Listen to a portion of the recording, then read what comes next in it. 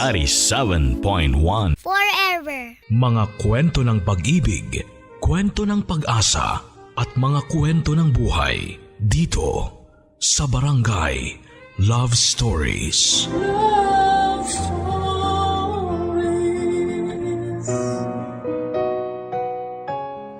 Kaya mo bang magmahal at ipaglaban ang isang taong minsan ang hinusgahang hindi katanggap-tanggap ng lipunan?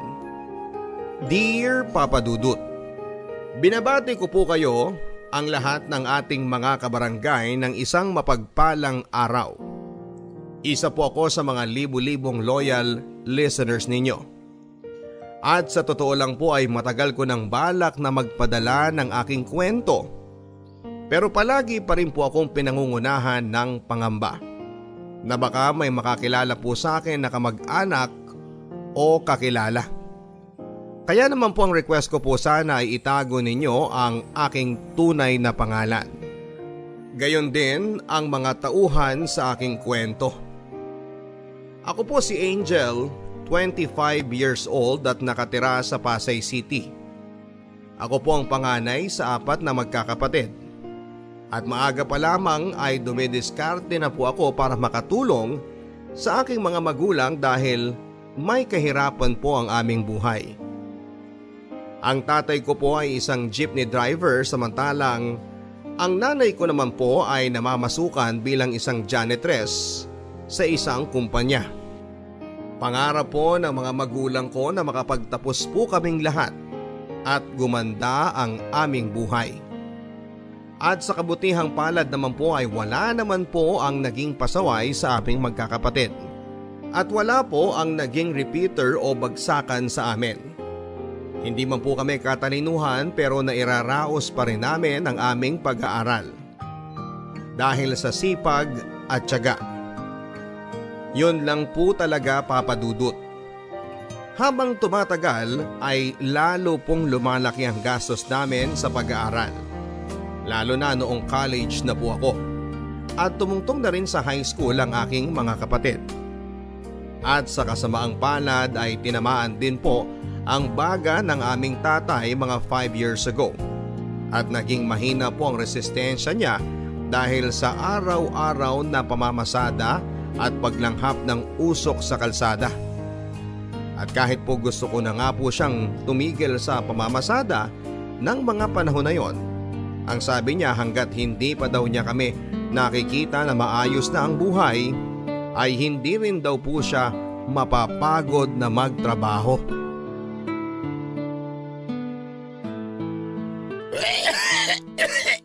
Ay nako, grabe naman yung ubo mo. Iinumin mo muna itong maligamgam na tubig ha at ipaghahanda kita ng salabat para naman maging hawahan yung pakiramdam mo.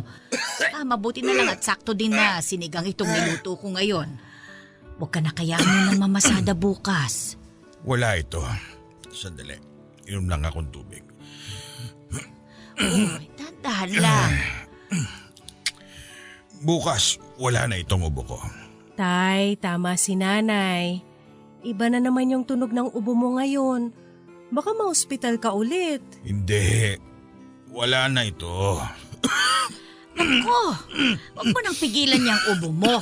Oy, siya, sige. Mamasada ka na nga bukas. Pero sa tanghali ka na umalis, ha? Sayang ang pasada. Kalahating araw ang mawawala.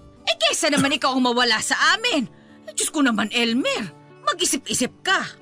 Oo nga naman, tay. Magpahinga na kasi muna kayo bukas. Ay, hindi ako po pwedeng magpahinga. Mag-e-enrollment na ulit kayo.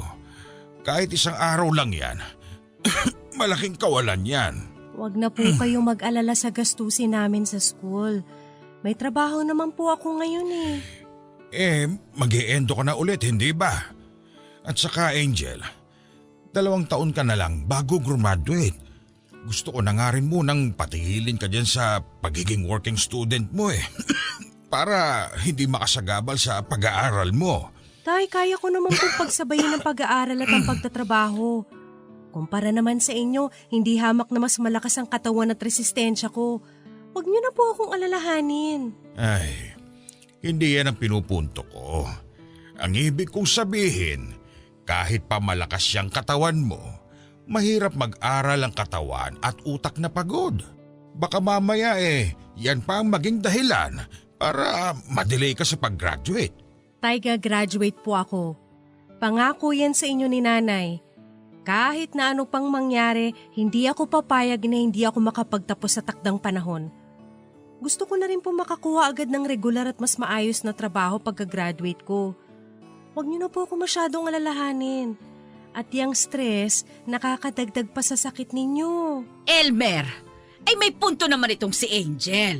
Hinay-hinay lang. Ilang araw na naman ulit yung ubo mong yan eh. Baka mamaya tuluyan ang bumigay ang baga mo. Mas malaking gastos yan. Ay nako, wag nga kayong OA. Alam ko ang katawan ko. Kaya ko ito. Saka simpleng ubo lamang ito. Ay nako, ewan ko ba sa'yo? Kailangan pa ba kitang ikadena dito para makapagpahinga ka naman? Nung nagsabog ng sipag at tiyaga ang Diyos, sinalo mo naman lahat. At parang nagdilang anghel po si Nanay Papadudut. Tumuloy pa rin po sa pagbiyahe si tatay sa kabila ng masama niyang pakiramdam. At pag uwi niya sa gabi talagang grabe na ang ubo at lagnat niya. Kinabukasan ay isinugod po namin siya sa ospital kahit pa nanlalaban siya dahil ayaw niyang gumastos. At doon na nga po namin nalaman na nagkatubig na nga po siya sa baga. At dahil nga po sa nangyari ay napagastos po kami ng husto sa pagpapaospital ni tatay. Sa awa naman ng Diyos ay na-discharge naman po siya matapos ang ilang araw at sa bahay nagpagaling na.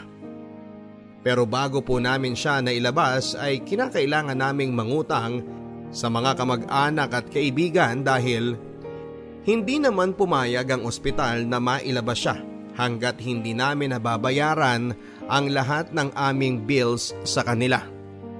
Ang buong sweldo ko po sa pinagtatrabahuhan ko ay napunta lang sa pagbabayad sa utang. At bukod pa dyan ay tuloy-tuloy pa rin ang gamutan ni tatay. Kaya tuloy-tuloy din ang mga gastos namin. Kaya naman talagang naging desperado po ako ng mga panahon na yon para makakuha kaagad ng trabaho. Pero sa kasamaang palad ay wala po talagang mahanap, Papadudut. Papalapit na po ng papalapit ang enrollment ko at ng mga kapatid ko. At walang-wala na po talaga kami. Kaya't iniasa ko na lamang po sa Panginoon ang kahihinatnan naming pamilya. Angel! OMG! Mary! Kumusta ka na? Uy, blooming ka! Naku, hindi. Nagkapera lang ng konti, kaya gumanda. Oo nga. Mukhang big time ka na ngayon Saan ka na ba nakalipat ng work? Naku, medyo nahirapan nga ako nun maghanap pagkatapos nating maendo. Pero ayun, sinwerte namang nakahanap din ako ng trabaho. So, saan ka na ngayon? Ha? Sa call center. Call center? Uy, may opening ba sila sa part-time? Ha? Naku, wala ngayon eh. Pero huwag ka mag-alala. Kapag nagkaroon, sasabihan kita kaagad. Grabe, ang hirap talagang makahanap ng part-time na trabaho ngayon. Karamihan talagang full-time ang gusto, no? Gusto ko nang patusin yung iba pero night shift naman. Paano pa ako makakatulog niyan kung may pasok ako sa umaga? Naku, alam mo, ang gawin mo, magtrabaho ka na lang kaya ng isang buong taon. Tumigil ka muna sa pag-aaral, tapos mag-ipon ka muna. Hindi pwede. Nangako ko kina nanay at tatay na gagraduate ako on time. Pangako ko rin yun sa sarili ko. Pangit din kasi tignan sa resume kung lalampas ako sa 4 na taon. Baka isipin agad, bumagsak ako. Ay, naiiyak na nga ako, Mary Sobrang lapit na ng enrollment tapos kulang na kulang pa rin yung pang tuition ko. Gusto mo ba, pahiramin muna kita? Naku, wag na! At saka, di ganun din. Kailangan ko rin humanap ng ipambabayad sa'yo. Pinatagal ko lang yung problema. Ang kailangan ko talaga ngayon, trabaho. At yung siguradong trabaho na sana. Yung hindi matatapos kada ilang buwan. Tapos hindi ko na naman alam kung saan ako kukuha ng pera. Lalo pa ngayong humina na talaga yung baga ni tatay kakapasada ng jeep. May mga utang pa nga rin kami nung huling na ospital siya eh. Naku, si tatay mo? Kawawa naman. Mary, kung hindi mo mamasamain magkano kinikita mo sa call center? Ay, sige, aaminin ko na Angel. Hindi ako sa call center nagtatrabaho. Ha? Saan? Basta. Bakit? Illegal ba? Hindi naman. Waitress ako sa isang KTV. Bakit? Anong masama sa pagiging waitress? Hindi ako yung basta-bastang waitress ha. Ha? Ibig mong sabihin, nagko-call girl ka? Hindi kagaya ng iniisip mo at ng marami dyan. May kliyente kami sa KTV na naghahanap ng mga katibol. Usap-usap lang kami, ganun. Tapos kada oras ang bayad sa amin. Kaya malaki ang kitaan. Malalaki pa kadalasan mag-tip. So, ganun lang. Usap-usap lang. Walang Wala. Well, depende sa'yo yun kung papayag ka sa kliyente mo kapag nag-alok. Tapos kapag naging bastos na yung kliyente, may bouncer naman kami. So usap-usap lang talaga. Oo. Gusto mo bang itry? Ha? Parang hindi ko kaya. Okay, sige. Naiintindihan naman kita. Pero kung magbagong isip mo, tawagan mo lang ako ha. O kahit kung gusto mo lang ding umutang, huwag ka mahiyang magsabi sa akin, okay? Sige. Salamat, Mary Papa Dudut, nagulat po ako noon sa confession sa akin na yon ni Mary. Nakatrabaho ko po si Mary sa isang maliit na grocery, kay darang ko po siya at kapareho ko siyang working student. Masiyahin at palaban na babae si Mary, Papa Dudut. Tulad ko, working student din siya at ang nakababatang kapatid niya po ay special child. Iniwan din po sila ng kanyang ama noong mga bata pa sila. Kaya ang nagtaguyod sa kanilang tatlong magkakapatid ay ang nanay niya. Kaya kung tutuusin ay mas malaki nga rin po talaga ang gastos ni Mary sa pang-araw-araw dahil sa sitwasyon nilang pamilya. Kaya nga rin po ako nagulat nang sumunod na magkita kami ay talagang mukhang yumaman na siya. At doon po ako napaisip kung magkano po kaya nga talaga ang kinikita niya sa KTV para umasenso ng ganon kabilis. Samantala ay patuloy lang po ako na naghahanap ng trabaho, Papa Dudut. Ni hindi ko naisip na magka-interes ako sa ganong klase ng trabaho. Kahit na po kasi sinabi pa ni Mary na inosente lang naman ang ginagawa nila ng mga kliyente niya. At pinapaniwalaan ko naman po siya. Batay sa pagkakakilala ko sa kanya ay hindi pa rin mali sa isipan ko ang masamang tingin ng lipunan sa mga KTV girls. Pero nang papalapit na ang enrollment naming magkakapatid at nagagalit na rin ang mga pinagkautangan namin dahil may mga sarili din silang pinagkakagastusan sa perang ibabayad namin, ay unti-unti na po akong natempt na pumasok na rin sa KTV. At hindi nagtagal ay pumayag na rin po ako. Muli kong kinontak si Mary at sinabi na interesado akong subukan ang ginagawa niyang trabaho. Medyo high class po ang KTV na pinagtatrabahuhan ni Mary, Papa Dudut. Ang suot po nila ay formal, mga nakagown na akala mo ay a-attend ng debut. Karamihan ng mga kliyente ng KTV ay mga foreigner. At nang nag-obserba po ako isang gabi ay nakita ko pong kwentuhan nga lang naman ang nangyayari sa mga kliyente at sa ibang mga KTV girls. Kung meron mang kakaibang nangyayari, mga simpleng landian lang. Doon ko rin nalaman kay Mary na yung iba sa kanila ay nai-love na nga rin sa mga kliyente nila at naging boyfriend o asawa na. At isa na nga si Mary doon na nagkaroon ng boyfriend na gwapo at batang Koreano.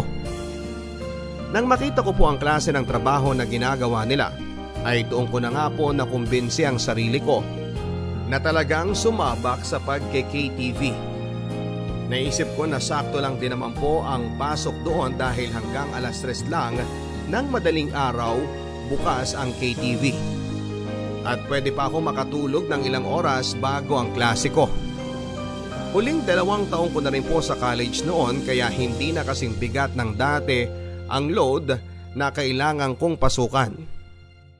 Kaya 2 araw bago magsimula ang unang araw ng klase namin ay nagsimula na rin po ako sa pagki-KTV. Inilihim ko ng matindi ang bagay na yon sa aking pamilya. Ang sinasabi ko po sa kanila ay waitress lamang ako sa isang sosyal na restaurant.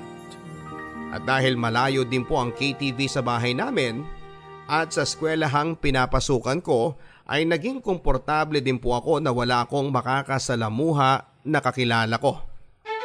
Ang sabi ko sa sarili ko, 1 taon lang ako dito at pagtungtong ko ng huling taon sa kolehiyo ay may sapat na akong pera para makapag-focus sa pag-aaral.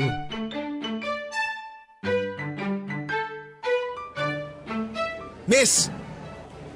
Miss! Sandali! Ano yon? Naiwan mo tong cellphone mo sa pila sa cashier. Hala! Naku! Salamat! Salamat ng marami. Naku, wala yun. Buti na lang pala ako yung kasunod mo sa pila. Kung iba nakakuha niyan, baka hindi na binalik sa'yo. Pwede ba akong makiupo dito? Sige, sure. Naku, maraming salamat talaga. Wala ako sa wisyo puyat kasi ako kagabi. Naku, okay lang yun. Ano ka ba? Nangyayari naman sa atin lahat yan. Ako nga pala si Jeremy. Ako naman si Angel. Nice to meet you, Angel. Magka-course tayo, di ba? Nakikita kita dati sa org, pero parang hindi ka na active? Oo. Nung second year kasi ako, hindi na nga ako nakakapag-active. Working student kasi ako kaya hindi ko na kaya magdagdag pa ng extracurricular activities. Wow! Ang galing mo naman. Buti nababalanse mo. Medyo mahirap. Pero kakayanin para sa ekonomiya. Actually, ako dapat magtatrabaho din ng part-time. Pero hindi ko na tinuloy. Ayos lang. May scholarship din naman ng varsity. Ay, oo nga pala. Kaya pala medyo familiar ka. Kasi nasa basketball team ka nga pala. Oo nga, pero palagi namang bangko. Sa totoo lang, alam mo, gusto ko nga ring mas maging active dito sa school Gusto ko mag-audition sana sa theater group. Kaso, alam ko naman eventually aalis din ako kasi hindi kakayanin ng schedule ko. Saan ka ba nag-work ngayon? Ha? Sa restaurant. Nag-waitress ako pagkatapos ng klase. Ganun? Saan bang restaurant yan para makakain naman ako dun minsan? Malayo Sa restaurant na yung nasa loob ng isang building sa may Global City. Para talaga yun sa mga empleyado ng mga kumpanya sa building. Talaga? Ang layo pala, no? Sayang naman. Pero buti hindi ka na haggard sa pagkukommute mo tapos may pasok ka pa. Medyo hassle nga kasi umaabot ako sa rush hour kaya halos 2 oras ang biyahe. Pagdating ko doon, hulas na ako. Ikaw? Nahuhulas? Parang hindi naman. Sigurado ako na maganda ka pa rin kahit sa tingin mo haggard ka na. Naku, basketbolero ka talaga. 1 oras pa lang tayo nag-uusap. Nambobola ka na. At dahil nga sa hindi sinasadyang pagkakataong yon, ay naging magkaibigan kami ni Jeremy Papadudut. Magkabatch po kami pero sa ibang section po siya. Naging instant din po ang pagiging magaan ng loob ko sa kanya. Mabait po si Jeremy, masiyahin, masipag, hindi man po siya ganon kagwapo. May dating po siya. Lalo pat miyembro siya ng basketball team. Kaya hindi nga po nagtagal ay parang nagka-crush na nga po ako sa kanya. At ramdam ko din po na may crush din siya sa akin. Hindi nagtagal ay parang naging mag-MU na kami. Lalo pat pareho naman kaming single. Palagi po kaming magka-text at malimit na magkasabay na rin po sa pagla-lunch. Wala din po kasi akong halos na barkada sa school kasi nga po eskwelahan, trabaho at bahay lang ako. Lalo na noong first year pa lamang kung kailan ang mga estudyante ay bumubuo pa lamang ng kani-kanilang mga grupo. Si Jeremy naman po ay halos ang mga barkada ay mga varsity din. Kaya naman minsan ay nahihila na rin po ako sa mga lakad nila. Gayon pa man ay may isa pa rin pong humaharang sa pagkakaibigan namin ni Jeremy. At eto na nga po ang aking pagpapakatotoo at ang aking lihim na trabaho sa KTV. Natatakot po kasi ako na magbago ang tingin niya sa akin, lalo pat masama ang tingin ng lipunan sa mga kagaya namin. At para hindi na nga po manganak ang kasinungalingan ko sa aking totoong trabaho sa gabi, ay sa tuwing mapag-uusapan po namin ni Jeremy ang tungkol sa aking pag-working student, ay agad ko pong tinatapos o nililihis ang usapan. Pero hindi po nagtagal, ay mas naging mahirap na po sa akin ang magtago nito. Lalo na noong nanligaw sa akin si Jeremy ng formal, at ako naman ay na-fall na rin sa kanya.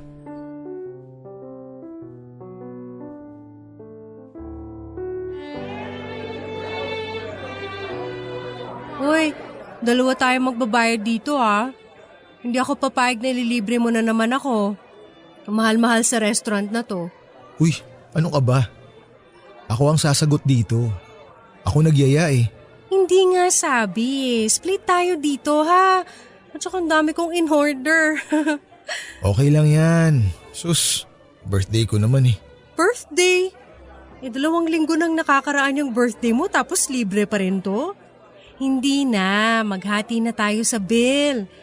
Sumweldo naman ako eh. Ay, sige na nga. Pero may ibibigay muna ako sa'yo. Ha? Ano yun? Ito, Huh? Bakit may paregalo? Wala namang okasyon. basta. Nakita ko yan tapos naalala kasi kita. Ano naman kaya to? Uy, ang ganda naman itong bracelet. Nakita ko yan sa mall tapos naalala kita. Alam kong matutuwa ka dyan kasi di ba nga mahilig ka sa stars? Jeremy, mukhang mamahalin to ah. Okay lang. Mahal din naman kita eh. Hindi ko matatanggap to, I'm sorry. Angel, please. Huwag mo sanang mamasamain. Hindi ako nagbubuhat ng bangko pero napapansin ko na gusto mo rin ako. Bakit hindi pwede? Jeremy, ayoko muna. Masyado ako maraming iniisip sa mga panahong to. Marami akong responsibilidad. Kailangan ko mag-focus sa pag-aaral. Di dalawa tayo. Angel, pareho naman tayo ng course eh. Magka-batch tayo. Di sabay tayong mag-aral. Hindi naman natin kailangan ng maraming quality time eh. Dahil nagkikita naman tayo sa school. At isa pa, tanggap ko naman na may trabaho ka. Basta, hindi muna pwede. Pero mahal mo ako. 'Di ba? Oo. So wala namang magbabago sa sitwasyon eh. Itutuloy lang natin yung ganito. Ang magbabago lang yung status natin from single to in a relationship na. Kaya hindi ko maintindihan, Angel. Jeremy, hindi mo pa ako lubos na kilala. Angel, ano ba kasi ang sinasabi mo na yan? Bakit? Anong klaseng tao ka ba? May kaso ka ba? Nagnakaw ka ba? Nakulong ka ba? Kung hindi ka naman nanlalamang ng kapwa, wala ka naman dapat na ipangamba. 'Di ba? Walang magbabago sa atin. Sige.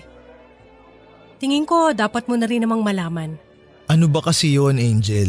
Jeremy, hindi ako sa restaurant nagtatrabaho. Okay. So, saan ka nagtatrabaho? Sa KTV.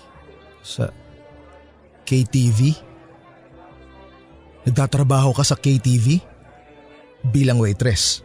Bilang KTV girl. Ano?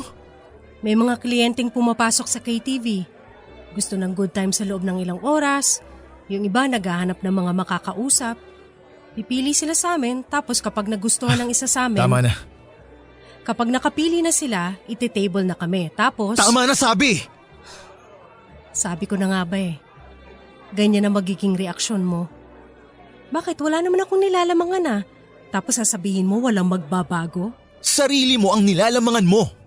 Dahil nagbebenta ka ng katawan. Hindi ako nagbebenta ng katawan. Aliw oo, pero katawan hindi. Pero ano nga ba naman ang pinagkaiba nun sa'yo? Katulad ka rin nila. Wala ka rin palang pinagkaiba sa mga mapanghusgang tao. Ito na yung bracelet mo. At ito naman yung bayad sa kinain ko.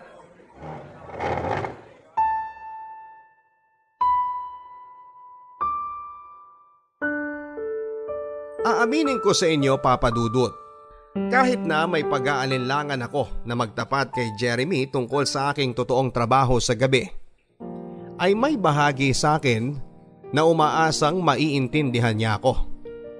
Nakakaiba siya sa lahat ng mga tao na nakilala ko. At tatanggapin niya kung sino ako nang walang panghuhusga.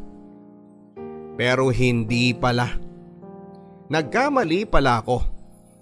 Hindi po siya naging interesadong marinig kung ano man ang paliwanag ko. Ang kinapitan lamang niya ay nung sinabi kong KTV girl ako at ang mga dati pa niyang maling akala tungkol sa ganong klase ng trabaho. At sigurado po ako na matapos kong sabihin kay Jeremy na KTV girl ako, ang tingin niya sa akin ay napakarumi ko na. Matapos ng insidente yon ay umiwas na po ako kay Jeremy, Papa Dudut. Pero matapos ang isang linggo ay sumubok po ulit si Jeremy na kumontak sa akin at mag-sorry. Pero ako na po ang umiwas.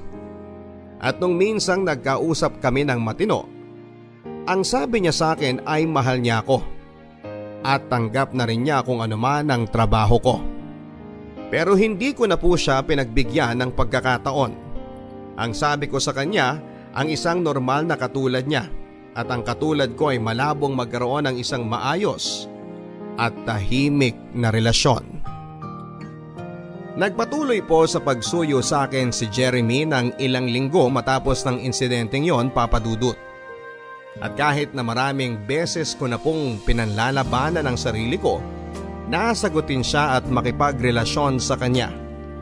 Naisip kong ang nangyari sa amin ay patikim ng mga posible naming pagdaanan sa future.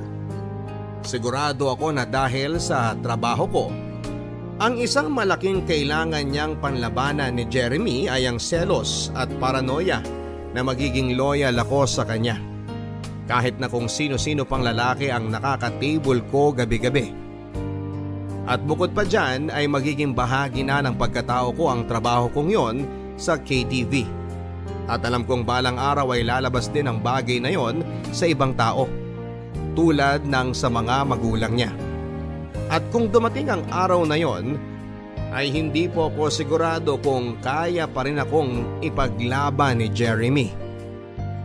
Nang tumagal ay nagsawa na rin po si Jeremy sa kakahabol sa akin. At ilang linggo matapos yon ay napansin kong palagi na po siyang may kasamang ibang babae. Si Tin, kaklase niya, maganda at fashionista. At doon ko po nalaman na mahal ko nga po talaga si Jeremy, Papa Dudut. Dahil sobrang naging masakit po sa akin ang makita siya na may kasamang iba.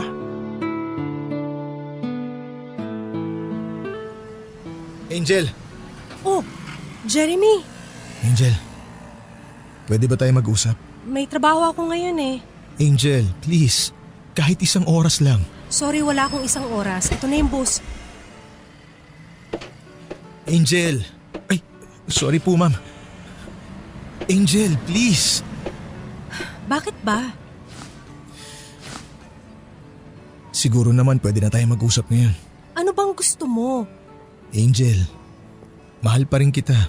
May girlfriend ka na, di ba? Nakipaghiwalay na ako kay Tin kagabi. Hindi ko na kayang lokohin pa yung sarili ko eh. Ikaw ang mahal ko. Jeremy, please. Huwag mo nang pahirapan ang sarili mo. Huwag mo na rin akong pahirapan. Angel, tanggap ko na. Tanggap kita kahit ano pa yung trabaho mo. Pero sa isip mo, marumi pa rin ako, di ba? Hindi. Wala na akong pakialam kung ano man ang trabaho mo. Ni hindi mo man lang ako pinakinggan nun, Jeremy. Hindi mo pinakinggan yung paliwanag ko. Nagalit ka kaagad, hinusgahan mo kaagad ako. Pero niloko mo rin naman ako ah. 'Di ba? Kung hindi mo kinakahiya yung ginagawa mo, bakit hindi mo sinabi agad sa akin? Bakit nilihim mo? Bakit nagsinungaling ka? Sorry. Natakot lang din kasi ako na hindi mo ko matatanggap. Hindi ko rin naman akalain na magkakagusto ko sa'yo ng mga unang linggo nating pagkakakilala eh. Hindi pa kita mapagkatiwalaan na may intindihan mo ko at hindi mo ko agad uhusgahan kapag nalaman mo. Tapos nung unti-unti na ako nagkakagusto sa'yo, doon na ako mas lalong natakot na mawala ka. At gano'n na nga ang nangyari. Kaya Jeremy, mas makakabuti talaga kung kalimutan na lang natin ang lahat na nangyari sa atin. Mabuhay ka na lang ng matiwasay. Ayoko na rin guluhin pa ang buhay mo. Pero paano kung gusto kong guluhin mo ang buhay ko? Angel, I want you in my life. Kahit na sino o ano pa ang nakaraan mo. Kahit ano pa ang maging desisyon mo. Igagalang ko. Gusto kong maging bahagi ka ng buhay ko. At gusto ko rin sana na maging bahagi ako ng buhay mo. Jeremy, nasasabi mo yung mga yan ngayon dahil hindi lang tayo ang involved. Paano kung mas lumalim na ang relasyon natin? Paano mo ko ipapakilala sa mga magulang mo? Kung ako nga mismo hindi ko pa masabi sa mga magulang ko. Tayong dalawa naman ang magsasama eh. At kung mahal din ako ng mga magulang ko, kailangan nilang tanggapin at igalang ang mga desisyon ko sa buhay. Kaya please, Angel, bigyan mo naman ako ng pagkakataon oh. Sumama ka sa akin ngayon sa trabaho. Magmasid ka lang. At pagkatapos ng gabing to, tsaka ka magdesisyon kung mamahalin mo pa rin ako. At kung ano man ang maging desisyon mo, igagalang ko. Ang akala ko ay tatanggi sa akin si Jeremy Papadudut, pero sumama po siya sa akin ng gabing yon. Pero sa totoo lang po ay gusto ko rin po naman talagang sumama siya sa akin. Para makita niya mismo ang klase ng trabaho na ginagawa ko. At para mapayapa siya na hindi yon tulad ng inaakala niya. At ng ibang tao kapag narinig ang trabaho ng isang babae ay KTV girl. Nang gabing yon ay naging medyo distracted po ako sa trabaho, Papadudut. Alam ko po kasi na nanonood sa akin si Jeremy. Maya't maya ay sinusubukan ko po siyang sulyapan para makita kung ano ang reaksyon niya. May mga pagkakataon din kasi na ang kliyente kong hapon ng gabing yon ay inaakbayan ako. Pero nahirapan po akong makita ang reaksyon ni Jeremy dahil medyo madilim ang lugar. Pero matapos po ang ilang oras ay napansin ko po na umalis din siya. At doon na po ako talagang nalungkot at halos maiyak. Dahil alam kong hindi kaya ni Jeremy ang makita na ako ay nakikipagkwentuhan at inaakbayan ng ibang lalaki. Kahit na trabaho lang.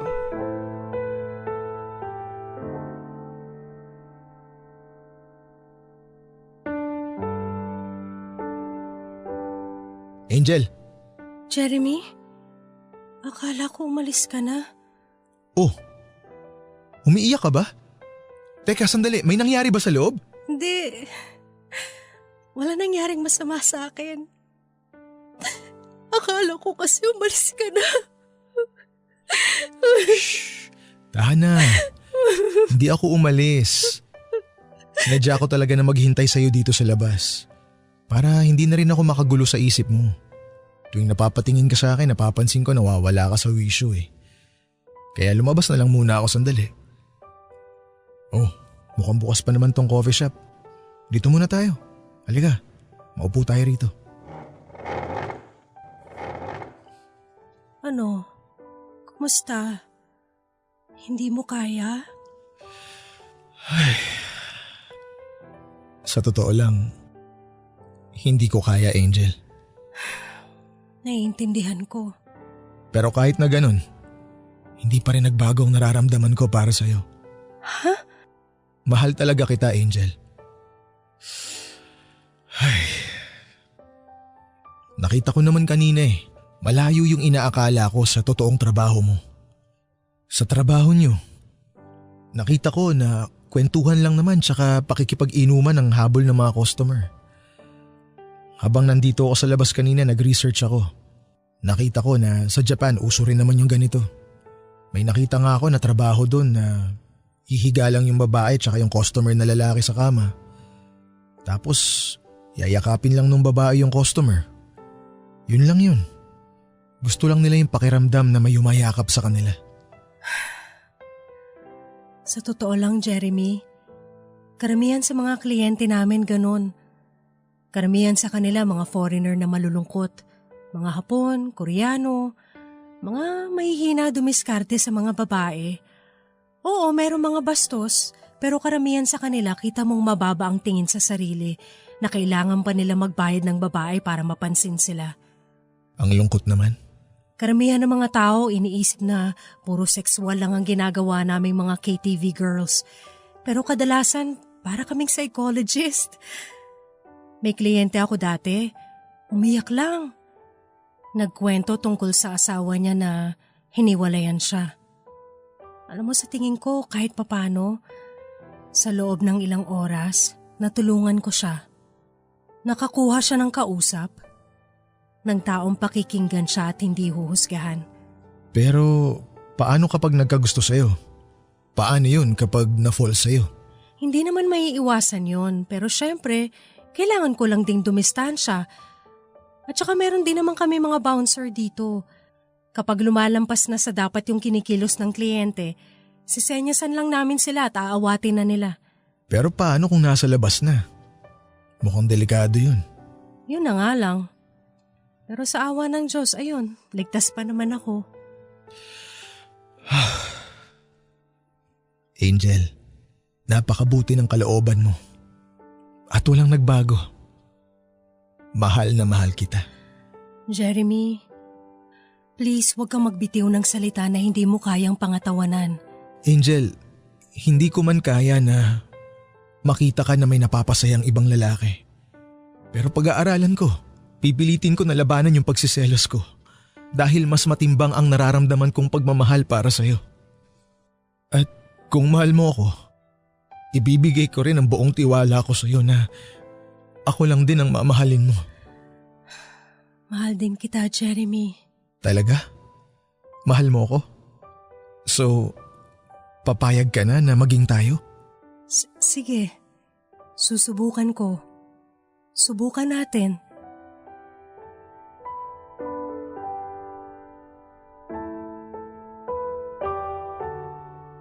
At nakipagrelasyon na nga po ako kay Jeremy Papadudut. At sa awa ng Diyos ay naging maayos naman po ang aming samahan. Sa katunayan nga po ay hinahatid at sinusundo po ako ni Jeremy sa trabaho ko. Natatakot daw po kasi siya na mapano ako lalo pat madaling araw na akong umuuwi at may kalayuan ng bahay ko sa KTV na pinagtatrabahuhan ko. Natatakot din daw po siya na baka may magkagusto sa aking kliyente at maging stalker ko. Bagay na nangyayari na nga rin po sa akin eventually nang may isang Hapon na magkagusto sa akin. At sa labas ay doon ako pinipilit na makipag-date sa kanya. At kung wala nga po si Jeremy ay baka kung napano na ako ng gabing yon. Sa eskwelahan naman po ay malaking tulong din sa akin si Jeremy. Dahil magka-batch kami, sabay po kaming nagre-review kapag may exam. Kapag may mga nami-miss ako na mga notes dahil kung minsan ay inaantok ako sa klase dahil na rin sa puyat sa trabaho ay pinapahiram niya ako ng notes. At sa awa ng Diyos ay naitawid naman po namin ang first sem sa kolehiyo dahil na rin sa aming pagtutulungan. Sa puntong yon, wala na po akong mahihiling pa sa Diyos. Nakakuha ko ng loyal at understanding na boyfriend. Nakakaipon ako ng malaki dahil sa trabaho ko at gumaan-gaan na po ang buhay naming pamilya. Gayunpaman ay nanatili pa rin pong lihim sa aking pamilya ang aking totoong trabaho. Hindi ko pa rin po makayana na umamin sa kanila dahil na rin po sa takot na masamain at damdamin nila yon ng husto. Lalo na ang tatay ko Nasa puntong yon ay labis na rin ang self-pity dahil pakiramdam niya ay wala siyang kwentang ama dahil sa kanyang sakit. Kaya nagpasya ako na ilihim ang aking totoong trabaho sa kanila at dalhin na lamang ang bahaging yon ng aking buhay hanggang sa aking kamatayan. Kahit pa sinabihan ako ni Jeremy na baka mas makakabuti na magtapat na rin ako sa pamilya ko kesa naman sa iba pa nila malaman. Kaya naman nagpasya na rin po ako na hindi ko na nga po paaabuti ng 1 taon ng pagtatrabaho sa KTV. Meron po akong sinet na target na ipon at kapag naabot ko na po yun ay kaagad na rin po ako mag-resign.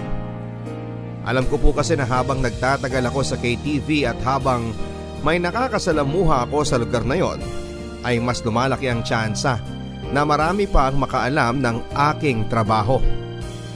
At nang malapit ko na nga pong maabot ang target na ipon ko ay doon naman po nagbiro ang pagkakataon, Papa Dudut. Akala ko'y napakaswerte ko ng nilalang pero sa isang iglap ay parang bigla kong dinagukan dahil isang gabi may isa akong hindi inaakalang makakadaumpalad sa KTV. At yon ay si Makoy, ang katim ni Jeremy sa basketball.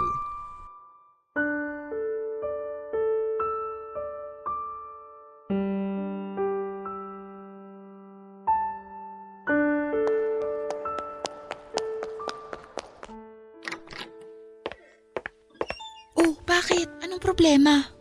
Mary, yung kakapasok lang na kasama ng mga Koreano, kilala ko yung Pinoy na kasama nila. Ha? Si Makoy yun, ka-varsity ni Jeremy. Anong gagawin ko? Eh di wala. Alam na rin naman ni Jeremy ang tungkol sa trabaho mo, hindi ba? O bakit ka magkakaroon ng pakialam dun? Mary, masama ang ugali niyan. Sinubukan na kong pormahan yan kahit na kami na ni Jeremy. Eh ayun na nga, alam na rin naman ni Jeremy eh.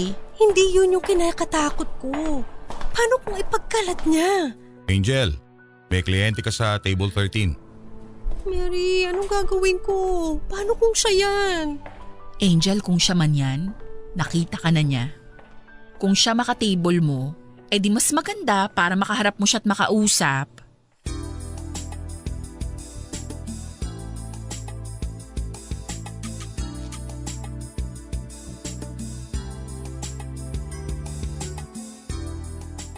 Makoy?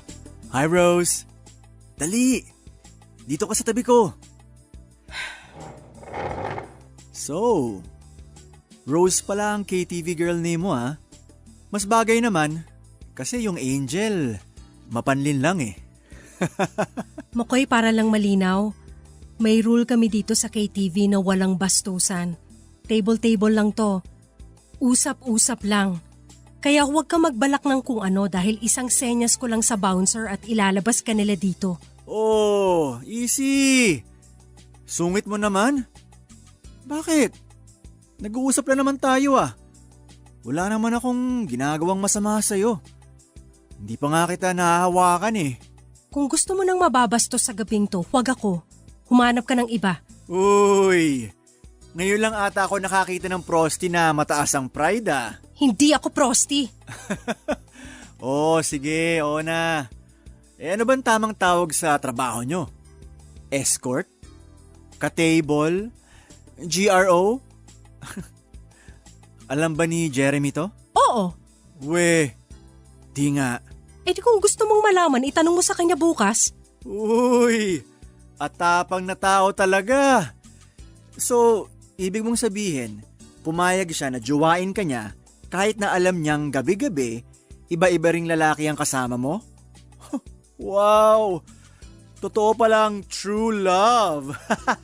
Hindi ako pumapatol sa mga lalaki na kung sino-sino kagaya ng iniisip mo. Pero pumapatol ako ng suntukan sa mga bastos na kagaya mo. Sige nga. Sapakin mo nga ako ngayon. Pwede ba uminom na lang tayo? Di, dali na. Sapakin mo ako. Alam mo kaya kita nagustuhan dati? Alam ko kasing palaban kang babae eh. Yun pala, sa ibang bagay ka lumalaban. Tumigil ka na, Makoy. Dali na. Oh, eto, pisngin ko oh. Sapakin mo na ako. Akin na yung kamay mo. Bitiwan mo ko. Dali na. Ang dami mo pang arte!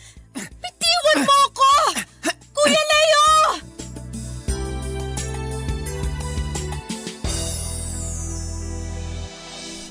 Agad na nirespondihan naman po ako ni Kuya Leo, ang bouncer namin sa KTV ng gabing yon. Pinalis po ang grupo nila sa KTV para hindi na magkagulo pa. Samantala, pinayagan naman po ako ng mabait kong manager na huwag na munang tumanggap ng iba pang kliyente sa gabing yon.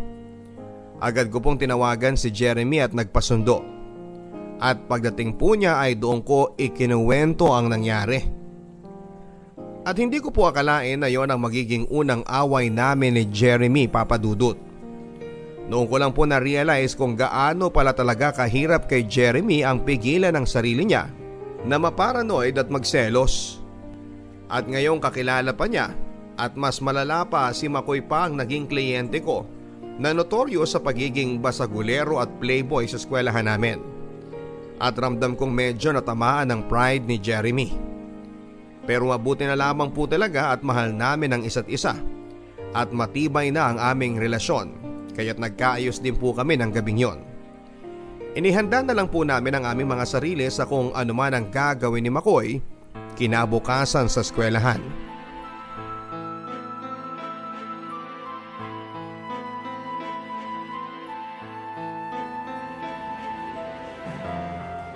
Hi, Rose. Mag-isa ka ata pwede ba kitang makatable? Umalis ka na, parating na si Jeremy. Oh, so hindi ka pa niya hinihiwalayan? At bakit naman niya ako hihiwalayan? So hindi mo pa nakwento sa kanya yung nangyari sa atin kagabi? Sinabi ko na sa'yo, alam na ni Jeremy ang tungkol sa trabaho ko, kaya tumigil ka na. Hindi yun. Yung tungkol sa nangyari sa atin, na natikman na kita. Ano? Ano pinagsasasabi mo dyan? Basta ako, ang naalala ko nangyari sa atin kagabi, naghalikan tayo sa KTV. At pagkatapos nun nag-check-in na tayo sa katabing motel. Tanga ka rin talaga, no? Alam ni Jeremy ang totoong nangyari. Sinundo niya ako agad doon. Kakilala niya si Kuya Leo, kakilala niya ang mga katrabaho ko. Kahit ano pang kasinungalingan mo, walang kwenta. Wala naman akong pakialam sa iisipin niyo ni Jeremy Yung mga kabatch natin, yung mga nakakakilala sa inyo, yun ang pwede kong pagkwentuhan ng totoo. Hayop ka talaga? Kaya kung ako sa'yo… Makoy! Umalis ka na! Oh, Jeremy! Bakit mo naman ako pinapaalis? Nakikipagkwentuhan lang naman ako dito kay Rose. Kay Angel. Kung ayaw mo ng gulo, umalis ka na! Ayoko naman talaga ng gulo, dude Kagabi nga, ewan ko. Ang saya-saya ng kwentuhan namin itong girlfriend mo dun sa KTV. Tapos bigla na lang akong nilapitan ng bouncer at pinaalis. Pero alam mo, ngayon alam ko na kung bakit ka nagkagusto dito kay Angel. Ang bango pala nito sa malapitan. Sinungaling ka talagang hayop ka? Totoo naman Langya. Kailangan lang pala bayaran ka para lumambot ka Sana nun pa sinabi mo. Tol, huling pakiusap ko na sa'yo to. Umalis ka na! Teka. Alam ko na. Ito, 1,000. Pwede ko bang makatable tong jowa mo ngayon? Bastos ka talagang hayop ka Uy, pre, tama na yan, uy! Pre, ano ba yan? Ano ba? Tama na! Di ba sinabi ko na tumigil ka na? Ha? Tigilan mo na kami! Dahil kung hindi, mas malala pa dyan ang aabutin mo! Tama na yan! Wow, ha? Ang yabang Alam nyo ba kung bakit ako gustong bugbugin ito? Makoy! Dahil nalaman ko kagabi na itong jowa niya, Ayaw mo talagang tumigil si Angel, anghel sa umaga, prosti sa gabi. Sinabi ko tumahimik ka na Hindi yan totoo. Huwag kayong maniwala sa kanya. Sinisiraan niya lang ako. Pare-pareho po kaming napatawag sa disciplinary office pagkatapos ng malaking skandalong yon sa kantin, Papa Dudut.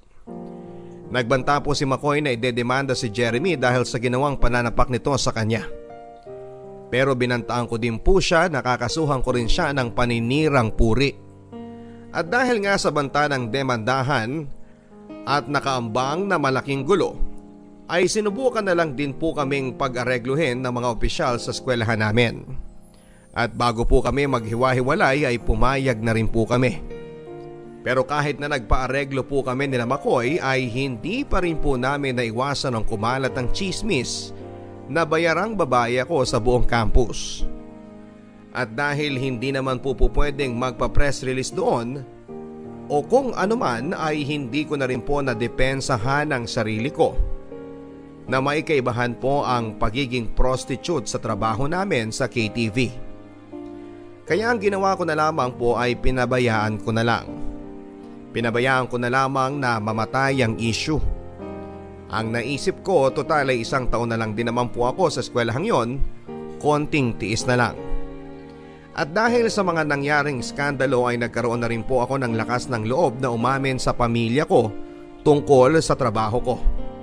Total, matapos ng skandalo kay McCoy, hindi nagtagal ay umalis na rin po ako sa KTV.